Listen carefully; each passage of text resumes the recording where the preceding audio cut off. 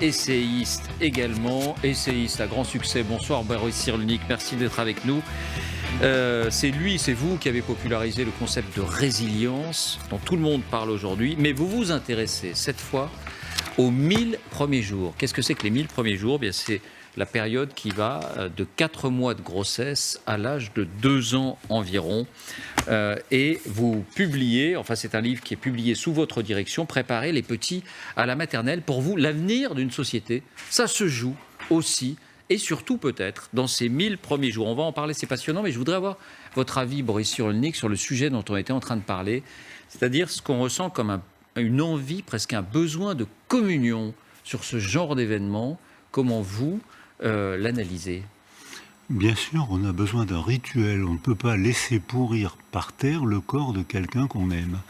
Donc il faut un rituel pour lui rendre sa dignité, pour que nous, on ait notre dignité aussi. En plus de ça, ça permet d'idéaliser le disparu, ça permet d'en parler, ça permet de mieux se le représenter dans notre mémoire. Donc on se sent mieux en faisant un rituel d'enterrement, alors qu'on aurait honte de nous si on ne le faisait pas. Parce qu'on a l'impression que dans cette période parfois jugée dure, conflictuelle, même violente, soit de la violence verbale ou physique, ces moments de rituel sont de plus en plus prisés, de plus en plus nombreux. Je pense évidemment à ce qui s'est passé autour de Notre-Dame, mais à d'autres événements après les attentats par exemple. Oui, bien sûr, ils ont une fonction sécurisante, ils ont une fonction solidarisante. On est tous ensemble, on aime, on dit qu'on aime encore quelqu'un qui n'est plus là. Et puis il faut se méfier un peu de la mémoire. Il ne s'agit pas de retrouver le passé. La mémoire, c'est pas le retour du passé. La mémoire, c'est la représentation du passé. C'est-à-dire qu'on va chercher dans son passé ce qui permet de donner, de légitimer la manière dont on se sent aujourd'hui. Alors aujourd'hui, on a besoin d'un peu de beauté, on a besoin d'un peu de solidarité, et l'occasion de la mort d'un chef d'État, c'est un moment émouvant. Alors on en vient à notre sujet, préparer les petits à la maternelle, les 1000 premiers jours. Et vous êtes désormais, Boris Cyrulnik, pas seulement un auteur à succès, pas seulement un neuropsychiatre, mais un homme chargé officiellement d'une grande mission par le président de la République lui-même. Alors si vous n'avez pas lu ce livre, si vous n'avez pas suivi le déclenchement de ces travaux dont on va parler maintenant, parce que c'est l'avenir de nos sociétés d'après Boris Cyrulnik, eh bien nous l'avons lu, voici les indispensables, avec Jennifer Knock. Bonsoir Jennifer. Bonsoir David, bonsoir Boris Cyrulnik, bonsoir à tous. Alors vous dites, tout a démarré à la mi-septembre avec cette idée du parcours des 1000 jours pour bien lancer les enfants dans la vie. Oui, et preuve que c'est important pour Emmanuel Macron, il y a 2 semaines, le président a réuni à l'Élysée une commission de 17 experts que vous chapeautez, Boris Cyrulnik. On vous voit à l'image, à la gauche du président. Et voilà votre mission d'ici 2020, trouver le moyen de mieux accompagner les parents et leurs bébés entre le 4e mois de la grossesse et les 2 ans et demi de l'enfant, soit 1000 jours absolument décisifs. Écoutez. 90% se joue avant les 3 ans. On ne naît pas parent. Il y a beaucoup de gens qui sont démunis devant cela. Ou plus que démunis, terrorisés. Donc on s'est quand même dit que ce n'était pas idiot de mieux y réfléchir et de mieux y travailler. Voilà, et ce que dit Boris Cyrulnik, c'est que les dernières recherches scientifiques permettent d'y voir plus clair. Oui, il existe même des statistiques que vous citez. D'après vous, 30% des enfants qui arrivent en maternelle, donc à 3 ans ou un peu moins, manquent de confiance en eux. 15% de ces enfants sont même mal partis dans la vie, c'est votre expression, et c'est souvent parce qu'ils ont été insécurisés pendant ces fameux 1000 jours. Et tout ça se verrait dans le cerveau dès la grossesse. Quand la mère est sereine et que l'enfant reçoit de l'amour, de l'attention et du bien-être, les connexions se créent et s'intensifient dans le cerveau du bébé. Dès la naissance, ça va à toute vitesse. L'enfant apprend, il engrange le langage et devient sociable. À l'inverse, si l'enfant est insécurisé, c'est-à-dire si les parents ne sont pas présents, qu'il y a des violences conjugales ou trop de précarité, là, le cerveau se bloque, les connexions sont en panne et l'apprentissage ne se fait plus. Voilà pourquoi il faut aider les parents en difficulté le plus rapidement possible, parce qu'un cerveau de bébé abîmé peut se réparer très rapidement et retrouver tout son potentiel. Vous dites que si on sécurise un bébé blessé, la reconstruction cérébrale peut se faire en 24 ou 48 heures. Les résultats sont donc spectaculaires. Est-ce que ça signifie qu'il faudrait, pour Boris Cyrulnik, une politique publique en bonne et due forme pour cette période des 1000 jours ? Justement, vous allez remettre votre rapport en janvier 2020, mais on connaît déjà quelques pistes sur lesquelles vous allez travailler. La première, vous voulez donner des conseils et des services très concrets aux parents. Ça pourrait se faire via une application sur la nutrition, par exemple, les perturbateurs endocriniens ou encore l'exposition aux écrans, très nocif pour les bébés. On en parle de plus en plus, mais aussi des conseils psychologiques sur le burn-out parental, le rôle du père ou encore la répartition des tâches à la maison. Votre deuxième piste, accentuer le suivi médical pendant la grossesse et après la naissance, car c'est pendant cette période que l'on peut souvent prévenir diabète, obésité, maladies cardiovasculaires et allergies. Et aujourd'hui, malgré les recommandations de santé, seuls 30% des femmes ont bénéficié d'un contrôle médical. Au 4e mois de grossesse, c'est peu. Ce suivi irait même, troisième piste, jusqu'à des visites à domicile pour identifier les problèmes familiaux. En observant l'enfant, les parents, leur comportement, on peut détecter une dépression, de la violence, des soucis matériels et aider la famille à les surmonter. Et puis la quatrième piste, la plus spectaculaire, ce serait un allongement du congé parental pour que les pères soutiennent mieux les mères et leurs enfants pendant ces premiers jours de vie. Vous citez notamment la Norvège, qui accorde jusqu'à 14 semaines de congé paternité, alors qu'en France, il ne dure que 11 jours. Toutes ces mesures s'inspirent directement du modèle finlandais qui soutient les parents dans ces premiers mois cruciaux. Et ça marche, les chiffres le montrent. On compte 1% d'illettrés en Finlande versus 7% en France. Et pour vous, cette sécurité affective, ce n'est pas du confort, ce n'est pas anecdotique, c'est un vrai investissement pour le bien-être de la société. En Finlande, le taux de suicide suite à cette politique a diminué de 40%. Oui, c'est assez frappant cette statistique. Un mot quand même, un dernier mot, Jennifer, parce que ce projet, il est aussi critiqué, il est déjà critiqué. Pourquoi ? Oui, alors la critique la plus virulente, on l'a trouvée dans cette tribune parue dans le Figaro. Elle est écrite par Nicolas Lecossin, directeur de l'Institut de recherche économique et fiscale, donc un think tank libéral. Et il compare l'initiative d'Emmanuel Macron à sa jeunesse vécue en Roumanie et à ses souvenirs du Parti communiste. Pour lui, ce parcours des 1000 jours montre à quel point l'État nounou nous infantilise et pourrait aisément se transformer en État autoritaire, rognant notre libre arbitre.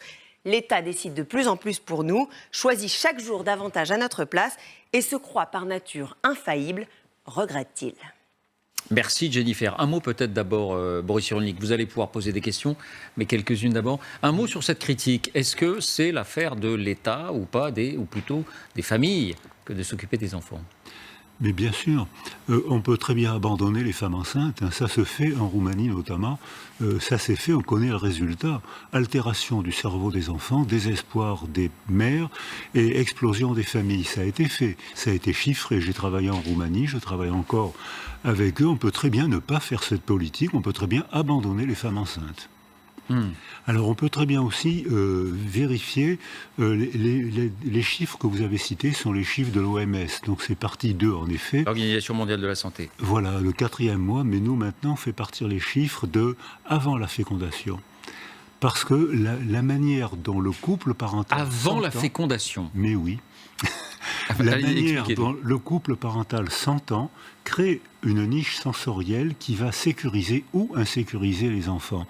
Par exemple, si la mère a 13 ans, ce qui arrive, si elle n'a pas de famille, si le garçon est violent, si la mère prend du tabac, de l'alcool, on sait que l'enfant sera un enfant vulnérable. Donc avant la grossesse, il faut quand même préparer les parents à la parentalité.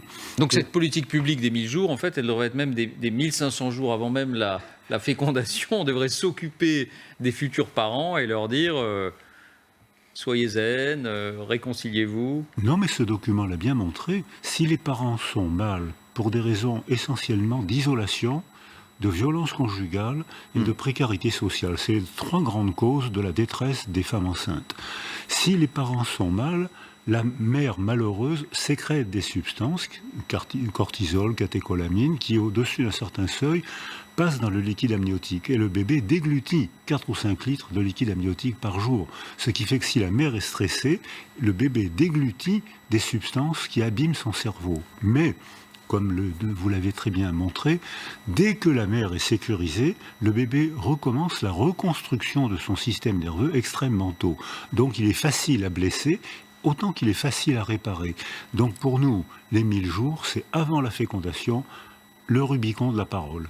C'est-à-dire la deuxième année, dès l'instant où un enfant parle, les déterminants changent. Désormais, c'est plus l'interaction sensorielle, ça continue bien sûr, mais apparaissent d'autres déterminants, l'insulte, tu n'as pas honte de venir de ce pays, tu n'as pas honte d'avoir cette couleur de peau. Dès l'instant où les récits d'alentour, les déterminants changent et deviennent fondés sur la parole. Les choses ne sont pas scellées avant 2 ans. Rien n'est scellé. Rien, si après 120 ans, ça devient plus difficile. Mais rien n'est scellé, puisque ce qui caractérise notre système, notre cerveau maintenant, c'est l'étonnante plasticité sous l'effet des pressions du milieu. Sauf que nos politiciens ont la possibilité d'agir sur le milieu qui agit sur nos enfants.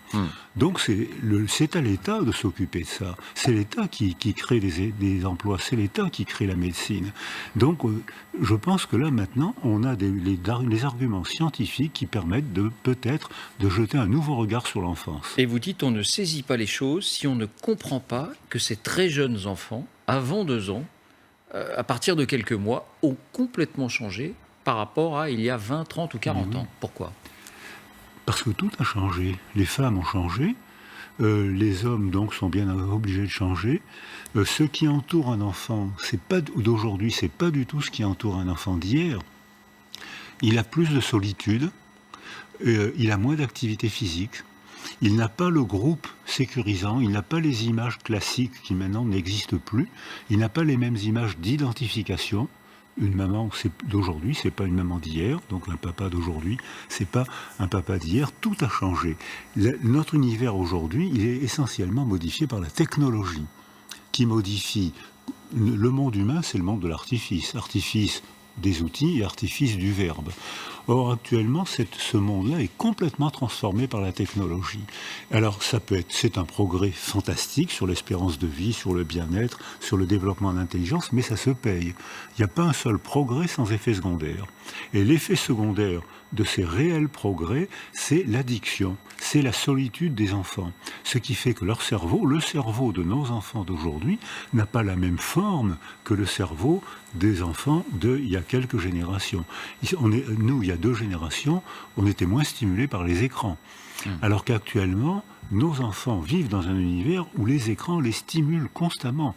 Leur lobe occipital, qui est le socle neurologique du traitement des images, est hypertrophié. Il n'a pas le même, on le photographie, on le mesure, on le voit. Donc ça veut dire que nos enfants sont façonnés par une nouvelle culture. Et nos politiciens doivent contrôler les effets toxiques de cette culture et garder les bénéfices. Vos questions, Nicolas. Oui, je me posais la question de la part de la génétique dans la capacité des enfants à apprendre, parce que j'ai vu passer des choses différentes sur ces sujets et j'ai du mal à m'y retrouver. C'est-à-dire que d'un côté, je vois passer des études qui expliquent que la part du QI, alors c'est-à-dire que le QI c'est quelque chose de particulier, mais que la part génétique du QI serait supérieure à du quotient intellectuel, pardonnez-moi, serait supérieure à 50-60%. Alors vous allez me dire, il reste une grande partie, mais enfin bon, quand même, c'est quelque chose qui est assez frappant. Et de l'autre, j'ai été aussi très marqué par les lectures de Stéphane Dehaene, par exemple, dont vous avez parlé tout à l'heure. C'est-à-dire l'idée selon laquelle, au fond, on est en train de se rendre compte que le cerveau est beaucoup plus plastique qu'on ne pouvait le penser. Excusez-moi, Édouard Philippe, le Premier ministre, est en visite à Rouen auprès de cette fameuse usine et l'époque où Boris Cyrulnik est toujours avec nous et nous commentons